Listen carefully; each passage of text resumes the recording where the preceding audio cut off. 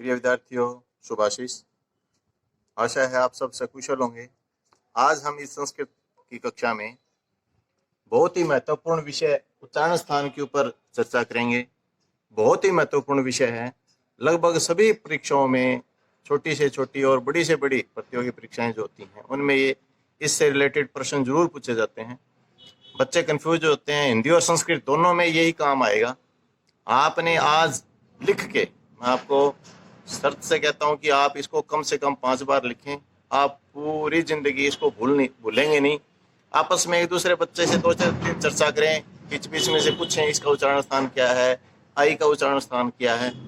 तो अलग अलग आप जब वर्णों का उच्चारण स्थान एक दूसरे से पूछेंगे तो 1-2 दिन में ही आपको बहुत अच्छे तरीके से याद हो जाएंगे। आप इसको सबसे पहले ऐसे जो मैंने आपके लिए बोर्ड पर जो होमवर्क किया है, आप पहले इसको उतार लें। आपको पता है कि संस्कृत में स्वर जो है वो 13 है, हिंदी में 11 है। हिंदी में एक तो ये दीर्घ री नहीं है और एक ली नहीं है, इसलिए ये 2 कम हो गए। जबकि संस्कृत में स्वरों की संख्या 13 है। री और ली, ये 2 स्वर आपके संस्कृत में ज्यादा हैं। तो सबसे पहले आपको पता है ए आ इ ई उ ऊ रि री ली ए आई ओ औ, ये आपने पढ़े हैं। एक बार इनको दोहरा लें। क्या होता है कि इतने साल हो गए, बच्चा इसको पहली दूसरी तीसरी कक्षा में करता है, उसके बाद इनका काम नहीं पड़ता, तो इनके धीरे धीरे हमें विस्मृति हो जाती है, हम इनको भूल जाते हैं। और फिर आप व्यंजन, आपको पता है ये सारे व्यंजन हैं। ये व्यंजनों को एक बार हम दोहरा लेंगे। सबसे ऊपर होता है कवर्ग, क ख ग घ ड़, चवर्ग च छ ज झ, टवर्ग ट ठ ड ढ ण, और त थ द ध न, और प फ ब भ म। और ये आपके 4 अंतस्थ हैं, य र ल व और श श स है। ये आपके 4 ऊष्म हैं। ये 33 आपके व्यंजन हैं और ये 13 स्वर हैं। देखो, आप उच्चारण स्थान करने से पहले सबसे पहले आपको हमारा जो वोकल सिस्टम है, हमारे जो उच्चारण स्थान है, हमारे जो परमात्मा का ये दिया हुआ तोहफा है, इसके बाद इसको हम एक बार देख लेंगे कि ये सिस्टम होता क्या है। सबसे पहला उच्चारण स्थान होता है कंठ। कंठ, हम इस क्रम को 5-7 बार बोल के देख लेंगे। कंठ तालु मूर्धा दांत होठ, इसके ऊपर आप एक रट्टा लगा ले। कंठ तालु मूर्धा दांत होठ, सबसे पहले कंठ आता है, उसके बाद तालु आता है कंठ से ऊपर, उसके बाद मूर्धा आता है, मूर्धा के बाद आता है दांत, और दांत के बाद आता है होठ। मूर्धा में आपको कहूं तो आपने बचपन में कई बार गर्म चाय या गर्म दूध हम पी लेते हैं, तो एक जगह से हमारे जो ज्यादा गर्मी के कारण हीट लग जाती है, तो वो स्थान बहुत नरम होता है और वो कई दिन तक छाले से पड़े रहते हैं, उसको मूर्धा कहते हैं। मूर्धा से नीचे वाला तालु होता है और सबसे नीचे होता है कंठ। तो कंठ को अपन नंबर 1 पर रखेंगे। कंठ तालु मूर्धा दांत और होठ, इस तरह से इस क्रम को याद रखना है। कंठ तालु मूर्धा दांत होठ, कंठ तालु मूर्धा दांत होठ, इसको 5-7 बार बोल बोल के करेंगे और फिर बिल्कुल आसान है। देखो, पहली लाइन आपकी व्यंजनों में आती है क ख ग घ ड़, इसका कंठ, च छ ज झ, ये इसका तालु, ट ठ ड ढ ण, इसका मूर्धा, त थ द ध न, इसका दंत, प फ ब भ म, इसका होठ। हमारे भाषा वैज्ञानिकों ने जिन्होंने ये वर्णमाला बनाई, हमने पहली क्लास में सबसे पहले ही इसके दर्शन किए। हमारी कक्षा में एक पोस्टर लगाया गया जिसके ऊपर लिखा होता था वर्णमाला। उसमें सबसे ऊपर ये स्वर लिखे होते थे, उसके नीचे व्यंजन लिखे होते थे, उसके बाद ये सारा इस तरीके से आपके सामने होता था। और मास्टर जी सबसे पहले ए पढ़ाया जाता था हमारे को। ए का स्थान सबसे पहले इसीलिए रखा गया क्योंकि ये बोलने में, उच्चारण करने में आसान होता है। लिखने में तो और बहुत सारे वर्ण हैं हमारे पास जो लिखने में आसान हो सकते हैं। वह देखो, अगर वह छोटे बच्चे को सिखाया जाता तो बिल्कुल आसान था, और गए अगर बच्चे को सिखाया जाता तो वो भी बिल्कुल आसान था। बच्चे को कहा जाता कि एक बेटा बड़ी लाइन लगाओ, एक लाइन छोटी लगाओ और इसको मोड़ दो, गया बन जाता। लेकिन ए का स्थान हमने सबसे पहले स्वरों में इसलिए लिया क्योंकि इसको बोलना आसान था, इसका उच्चारण स्थान सबसे पहले था, इसलिए ए को सबसे पहला स्थान दिया गया। तो आपके ये व्यंजन सारे कंठ तालु मूर्धा दांत होठ हो गए। अब आप क्या करोगे, ये दो स्वर जो पहले हैं इनको आप कवर्ग में रख लो। ए आ ई को यहां रख लो, ई। इसके बाद आगे आपके उ, ये यहाँ आएंगे दोनों। री आपका यहाँ आएगा, री टू शाणा मुद्दा होता है, री यहाँ आएगा। देखो अब आपकी एक लाइन है लगभग क्लियर है, एक लरी बच गया, लरी इसमें आ गई। अब आपका एक पूरी की पूरी ऊपर वाली जो लाइन है स्वरों वाली वो आपकी क्लियर होगी। ए आ का उच्चारण स्थान है कंठ, ई का तालु, और उ का होगा होठ, रे का मूर्धा और लरी का दंत। ए आ ई उ रे और लरी, ये आपके पूरे हो गए।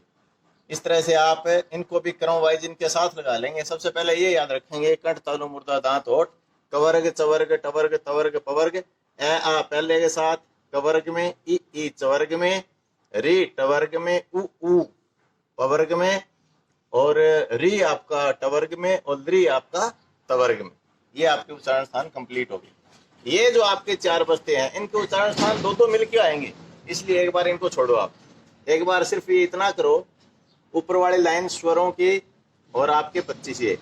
अब है आपके अंतस्थ। अंतस्थ का बहुत आसान काम है, ये जो पहले तीन है को छोड़ के तीनों के साथ लिख दो, य र ल, य र और ल। ये कंप्लीट हो गया आपके। हलंत जरूर लगा देंगे इनके, आपको पता है कि व्यंजन हमेशा आद्य होते हैं। अब है इसके बाद श श श श श और स, इनका भी वही क्रम है। श श और स, ये भी कंप्लीट हो गए। अब आपके उच्चारण स्थान अंतस्थ के भी हो गए और उष्म के हो गए। है जो आपका था वो आएगा कवर्ग के साथ, है और विसर्गे, है और विसर्ग इसके साथ आएगा आपका। देखो बिल्कुल आसान हो गया आपके लिए। य र ल, वह को हम बाद में लेंगे। इसी तरह ए आई को हम यहाँ ले लेंगे, ए आई, और ओ ऊपर वालों में से बच गए। इनके उच्चारण स्थान दो होंगे। दो का मतलब ए आई जो है ये होगा कंठ तालु,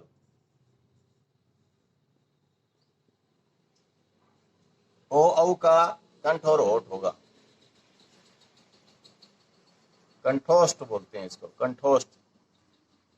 और जो सबसे इंपॉर्टेंट है, सबसे मोस्ट इंपॉर्टेंट है, जो बड़ी से बड़ी परीक्षाओं में पूछे जाते हैं, वो उच्चारण स्थान है वह। ये अकेला ऐसा माई का लाल है जिसको कि दांत और होठों से बोला जाता है। वह जब आप बोलोगे तो आप के दांत और होठ आपस में टच होंगे, वो आपस में मिलेंगे। वह आप उच्चारण करके देखो। अकेले का उच्चारण स्थान दंतोष्ठ है, अकेले का, वह का। परीक्षा में अक्सर ये बात पूछी जाती है कि वह का उच्चारण स्थान क्या है। अब आपके ये लगभग पूरे हो गए।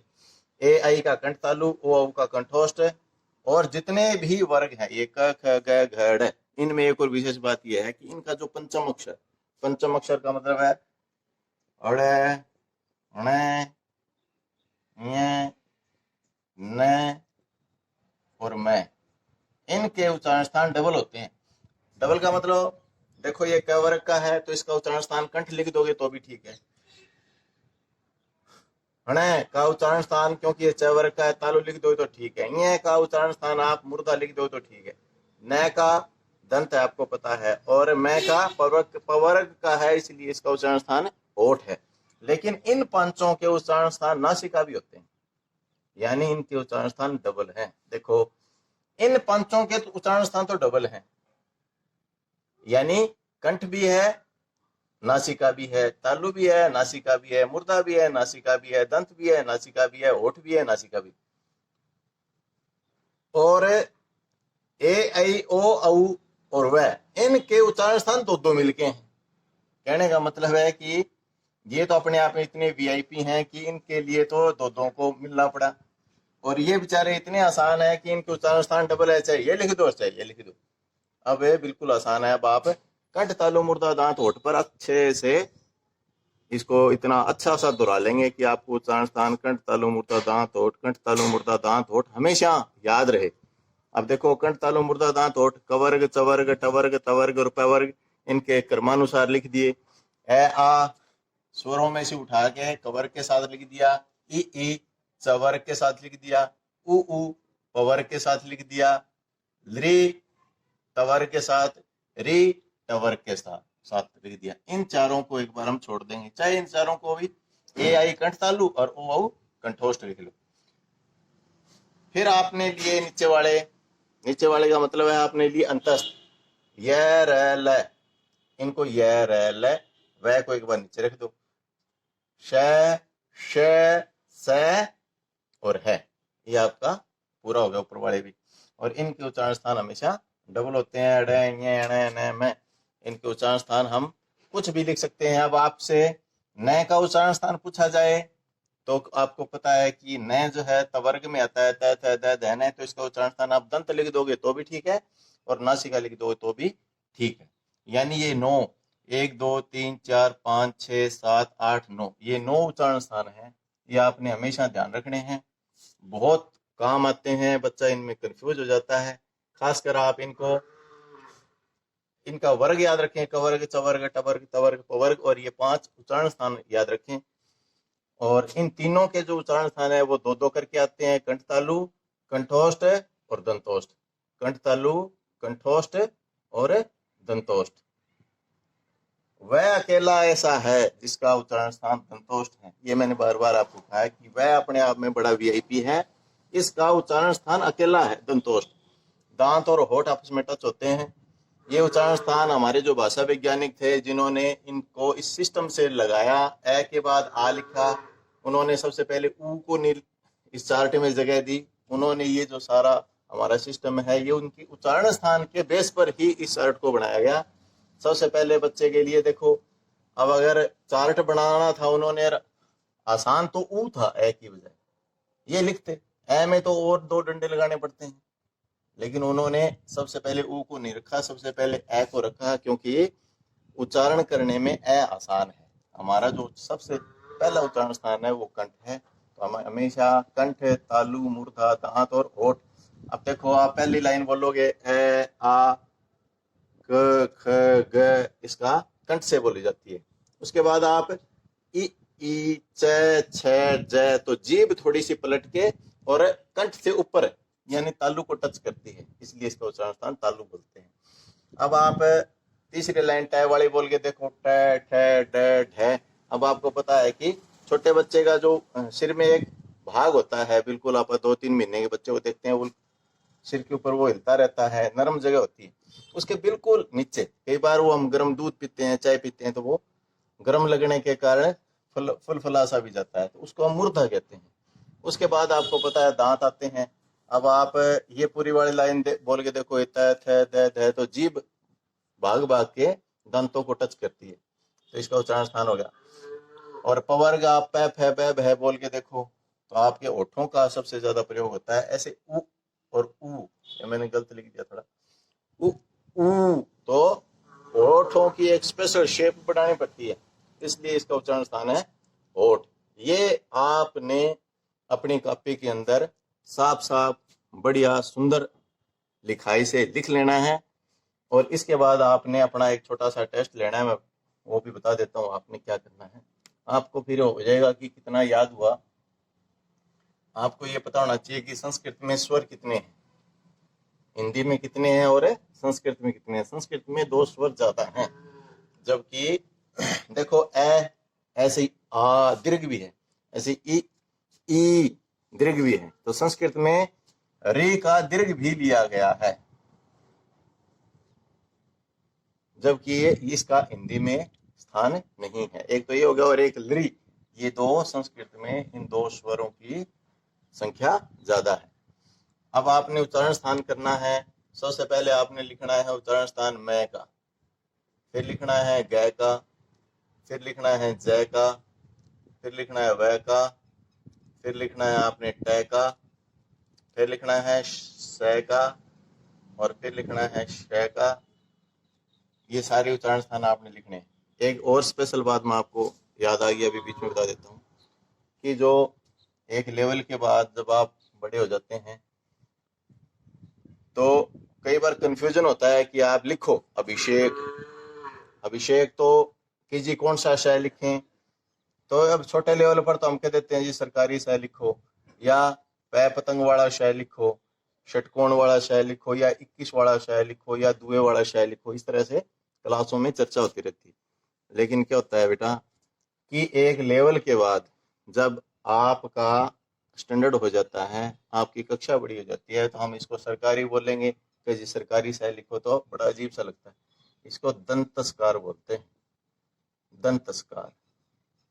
और इसका उच्चारण स्थान तालु है, इसका उच्चारण स्थान मुर्दा है। तो इनकी निशानी ये नहीं है कि सरकारी शय लिखो या पतंग वाला शय लिखो या शलगम वाला शय लिखो या 21 वाला शय लिखो, दुए वाला शय लिखो।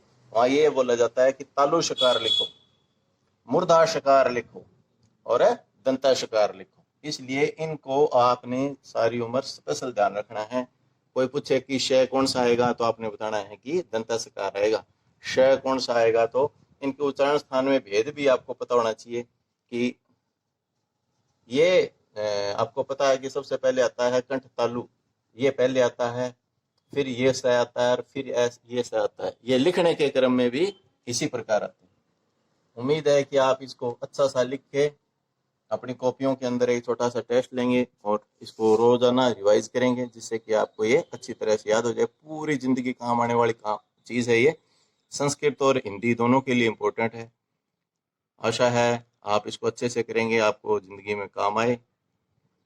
शुभाशीष। धन्यवाद।